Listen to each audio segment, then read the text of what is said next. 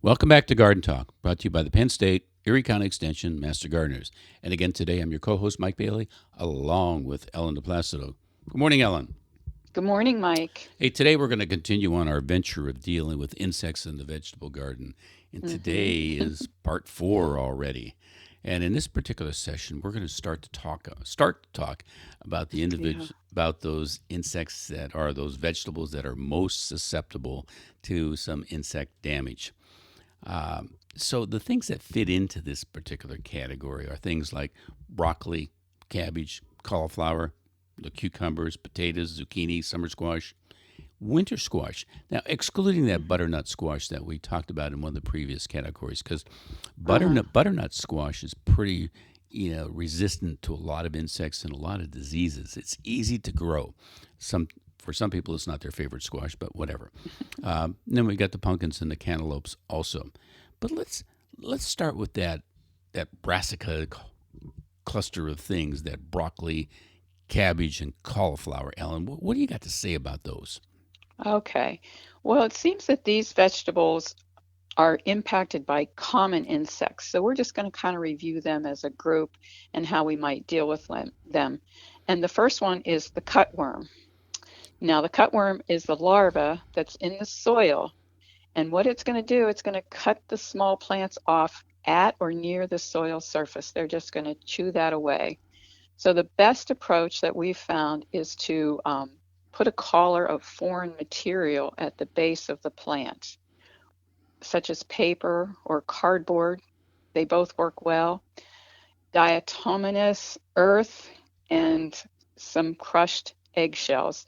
They don't like to crawl over that sharp, edgy kind of material, such as those. So that kind of works pretty good. Yeah, and if I could just say something about that diatomaceous earth, what hmm it that is, it's the crushed up shells of diatoms, which are small, aquatic organisms that grow in the oceans, and it's very inexpensive. You get quite a big bag of it, okay, and you can handle it easily. It doesn't bother your hands. And you can Right. put it on the soil. It has to be hmm reapplied every once in a while after it rains, etc., and stuff like that. But it is very effective. Okay, insects that crawl on the ground near your plants don't like that. Right. Go ahead, Ellen. You want to tell us a little bit about the cabbage Oh, worms? okay. Yes, I can do that. That's where I need to jump in, Yeah, right? Okay. right. Yeah, for the cabbage worms, there's about 4 different varieties of these things, and they're all the problem part of the cabbage worms are the larva. Hence, they're hmm called the worms, but they're all larvae of different butterflies. Some of which are butterflies are moths. Some of which fly around during the day, and some of which are nighttime creatures. The ones that come around during the day are those little white butterflies that kind of you know flitter around the Yeah, garden all the time. That Ellen the laughs ones at that me. you chase. Yeah, the ones that I chase. Okay, Don't put that and off on me. and what those insects, what those moths do, they lay their eggs typically on the underside of those leaves of those plants. And after a few days, those eggs will hatch, and the larva will begin feeding on all the parts of the plants, especially the leaves. And you can see telltale signs of holes in the leaves. They'll gnaw at the stems of the plants, and they'll, even if the broccoli or cauliflower has already formed, they'll actually go over the top of that and chew on that a little bit too. And you can see little trails that they've left of gnawing areas. And the other thing is their excrement, which is a dark material that you'll see in the areas of the plants where they've actually been feeding. Now, the best approach to controlling those is that BT, or that Bacillus thuringiensis. That works wonderful on these particular plants. It's available in a powder, or in a liquid spray. Okay, but you typically have to be careful because you got to repeat it a little bit, kind of frequently. hmm Maybe as hmm often as if it's every 3 or 4 days. But it hmm does not harm the environment. It does not harm insects other than these cabbage worms that are on your plants, hmm and hmm it doesn't harm you either. Right. When the worms feed on the leaves where this Bacillus thuringiensis, which is a biological, gets into their digestive tract.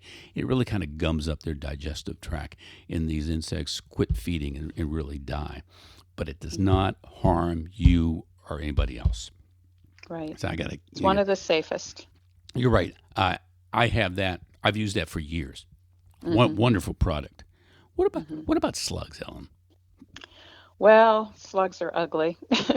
The tell the telltale sign that you have a slug is that the holes start appearing in the leaves of your plants. They leave markings on the stem and scrapings on broccoli and cauliflower primarily. They come out at night. They're active at dusk through the night. The best way to control the slugs is using again that diatomaceous earth, crushed eggshells, and iron phosphate. Iron phosphate, remember you put it right on the ground. Um, Nighttime hunting with salt shakers works also. You might do this. I don't know that Yes, I'm I going to do. go out and do Yeah, that. you know, it is amazing. Hey, you can actually go out there with a at dusk or a little bit later with a flashlight in a salt shaker, and all you need is a couple grains of salt on each and every one of those slugs, and they'll just dissolve. They just it's like butter melting, and they just drift away, and don't laugh because that's a very effective way of doing it. Uh-huh. You might spend 15, 20 minutes the first night, but Hmm. as you progress, okay, they become less and less because you get rid of a lot of them. So it's don't laugh.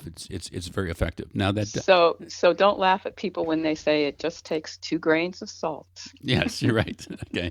Now, as far as that iron phosphate is concerned, the brand names for those things are slug out or slug away or something Right. like that. Sluggo. I think it's Sluggo. Sluggo Oh, too. sluggo. Hmm. Okay, yes, Hmm. to uh, kind of pulls you to that particular product. But those things Right. that is very effective and is not harmful to the garden. In fact, Right. the iron and the material in that compound is very good for your garden. So that's a Hmm. wonderful product also. Ellen, it looks like we've used up our time for today. Also, we didn't get very far, but we did get through the brassicas. We got through the broccoli, the Right. cabbage, and the cauliflower. Hmm. So that's wonderful. Right. Please, if you're going to grow those vegetables and they're wonderful, take good care of them. So Hmm. many people say, I can't grow broccoli anymore. There are too many bugs. No, if you take a few simple steps, you can do a very good job with that, and you'll get wonderful broccoli, especially all the way up to Thanksgiving time. So, Right. so thank you for listening. And next time we're going to start off with cucumbers, which are really the problem. Okay. So Okay. thank you for listening. Bye bye. Bye bye.